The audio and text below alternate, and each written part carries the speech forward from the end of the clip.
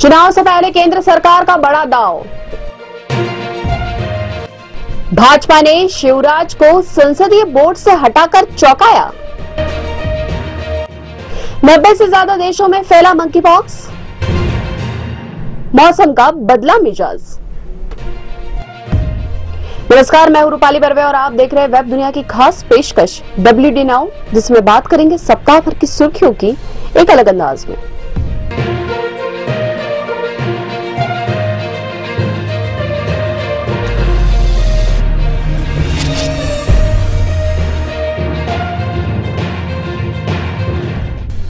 जम्मू कश्मीर में विधानसभा चुनाव से पहले चुनाव आयोग के फैसले ने खासकर स्थानीय राजनेताओं को बुरी तरह चौंका दिया है।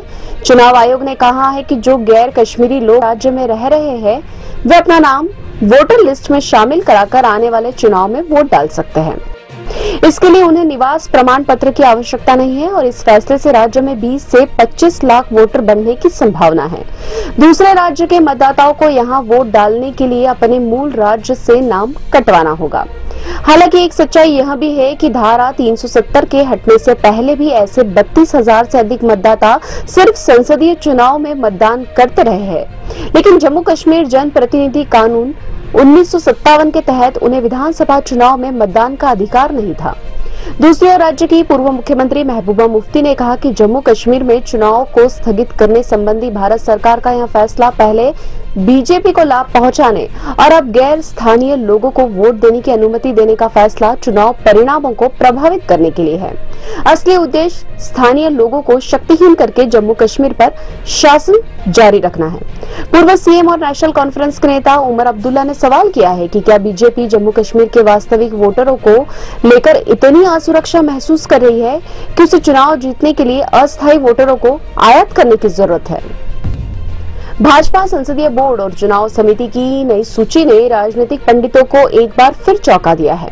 मोदी सरकार में वरिष्ठता क्रम में चौथे नंबर के नेता और सबसे टॉप परफॉर्मर मंत्री नितिन गडकरी और 4 बार के मुख्यमंत्री शिवराज सिंह चौहान को संसदीय बोर्ड से बाहर किए जाने को सियासी गलियारों में काफी चौंकाने वाला फैसला माना जा रहा है। भाजपा संसदीय बोर्ड और चुनाव समिति से मध्य प्रदेश के मुख्यमंत्री चौहान के 7 साल बाद बाहर होने के कई सियासी मायने निकाले जा रहे हैं। ऐसे समय जब राज्य 2023 के विधानसभा चुनाव के लिए चुनावी मोड में आ चुका है, तब चौहान को बाहर का दलित नेता और उज्जैन से 7 बार सांसद रहे सत्यनारायण जटिया को संसदीय बोर्ड और चुनाव समिति में शामिल कर केंद्रीय नेतृत्व ने मिशन 2023 के अपने रणनीति का साफ संकेत दे दिया है। जटिया से पहले भाजपा ने महाकौशल से सुमित्रा वाल्मीकि को राज्यसभा भेजकर दलित वोट बैंक को साधने की कोशिश की है। दरअसल मध्य प्रदेश में अनुसूचित जाति के लिए 35 सीटें रिजर्व है, वहीं प्रदेश की 84 विधानसभा सीटों पर दलित वोटर जीत हार तय करते हैं। मध्य प्रदेश में 17% दलित वोटर बैंक है और विधानसभा चुनाव में जिस पार्टी के साथ यह वोट बैंक एक मुश्त जाता है वह सत्ता में काबिज हो जाती है। 2018 के विधानसभा चुनाव के नतीजों पर गौर करें तो भाजपा अनुसूचित जाति के लिए आरक्षित 35 सीटों में से केवल 18 पर ही जीत हासिल कर सकी थी, जबकि 2013 के विधानसभा चुनाव में भाजपा ने 35 में से 28 सीटों पर जीत हासिल की थी। ऐसे में अब दलित नेता सत्यनारायण जटिया के सहारे भाजपा दलित वोट बैंक पर अपनी पकड़ मजबूत करना चाह रही है। कोरोना वायरस का दंश झेल चुकी दुनिया, इस पर अब मंकी पॉक्स का खतरा मंडरा रहा है। 90 से ज्यादा देशों में मंकी पॉक्स के 35,000 से ज्यादा मामले सामने आ चुके हैं, जबकि 12 लोगों की मौत हो चुकी है। फ्रांस की राजधानी पेरिस में तो मंकी पॉक्स का वायरल एक इंसान से कुत्ते में पहुंचने की खबर है। यह दुनिया में पहला व दुर्लभ मामला है। वैज्ञानिकों के मुताबिक अगर मंकी पॉक्स जानवरों में फैलता है तो यह बेहद खतरनाक होगा और यह भी आशंका है कि यह अलग तरह से म्यूटेंट होकर फैल सकता है। जर्मनी में एक अलग ही मामला सामने आया है, जहां मंकी पॉक्स के बाद एक व्यक्ति को नाक पर काला घाव हुआ, इसके बाद उसकी नाक सड़ने लगी। दूसरी ओर WHO के तकनीकी प्रमुख रोसमंड लुइस ने कहा है कि मंकी पॉक्स की वैक्सीन को 100% प्रभावी नहीं माना जाना चाहिए। ऐसे में अगर नागरिकों को ही सतर्क रहकर इससे बचने के उपाय खोजने होंगे। और रिपोर्ट की माने तो ज्यादातर मामलों में लोग बगैर इलाज के ही कुछ हफ्तों में ठीक हो जाते हैं।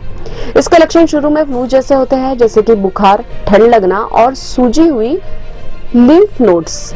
WHO के अनुसार यह वायरस छोटे बच्चों, गर्भवती महिला और ऐसे व्यक्तियों में ज्यादा गंभीर हो सकता है जिनकी इम्यूनिटी कम है या उन लोगों में जो किसी न किसी बीमारी के चलते अपनी इम्यूनिटी गंवा चुके हैं। इस बीच भारत में मंकी पॉक्स की जांच करने के लिए पहला स्वदेशी RT-PCR किट आंध्र प्रदेश के मैडटेक जोन में पेश किया गया है। ट्रांस एशिया बायोमेडिकल्स द्वारा इस किट को विकसित किया गया है और इसकी सहायता से संक्रमण का जल्दी पता लगाया जा सकेगा।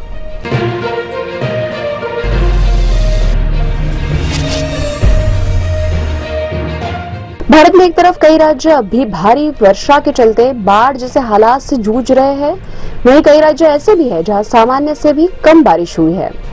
मौसम के मिजाज में आ रहे लगातार बदलाव को कोई भी समझ नहीं पा रहा।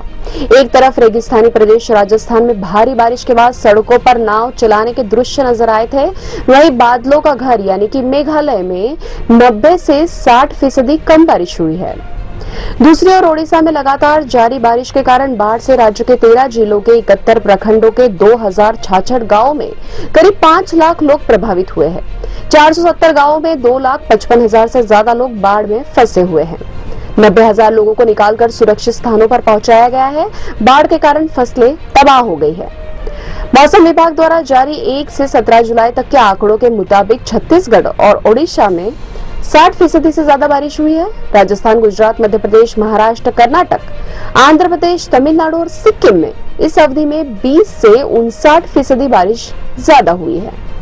बात करें तेलंगाना, केरल, झारखंड, पश्चिम बंगाल, त्रिपुरा, मिजोरम, उत्तराखंड, हिमाचल प्रदेश, जम्मू कश्मीर तो यहाँ सामान्य वर्षा हुई है और इन राज्यों में 19% तक ज्यादा बारिश हुई। वहीं उत्तर प्रदेश, बिहार, पंजाब, हरियाणा, दिल्ली, अरुणाचल प्रदेश, असम, मणिपुर, नागालैंड में 59 से 20% तक कम बारिश हुई है। मध्य प्रदेश में तो भारी बारिश ने सरकारी निर्माण कार्य की पोल खोलकर रख दी। भोपाल के समीप हाईवे पर जहां एक ब्रिज धंस गया, वहीं धार जिले में कारम डैम रिसने लगा। अब खबरें संक्षेप में। दिल्ली की नई शराब नीति को लेकर मनीष सिसोदिया के घर समेत 31 ठिकानों पर सीबीआई के छापे। दिल्ली के डिप्टी सीएम सिसोदिया के खिलाफ एफआईआर भी दर्ज हुई। मुंबई में दही हांडी कार्यक्रम के दौरान 100 से ज्यादा गोविंदा घायल, दर्जन भर से ज्यादा अस्पताल में भर्ती। जन्माष्टमी पर बोले एकनाथ शिंदे, हमने जून में तोड़ी थी एक मजबूत दही हांडी। चीन ने किया भारत के विदेश मंत्री जयशंकर के बयान का समर्थन, कहा भारत चीन के विकसित हुए बिना नहीं आ सकती एशिया की सदी।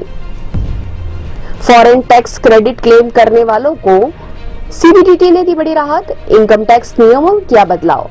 अब फॉर्म 67 को टैक्स रिटर्न फाइल करने की आखिरी तारीख के बाद भी भरा जा सकेगा। ये थी वेब दुनिया की खास पेशकश WD नाउ। अगले सप्ताह की सुर्खियों के साथ फिर हाजिर होंगे। नमस्कार। वेब दुनिया की सभी से अपील है कि भीड़ भाड़ से बचें, मास्क पहने व सैनिटाइजर का इस्तेमाल करें, साथ ही सोशल डिस्टेंसिंग का पूरा पालन करें।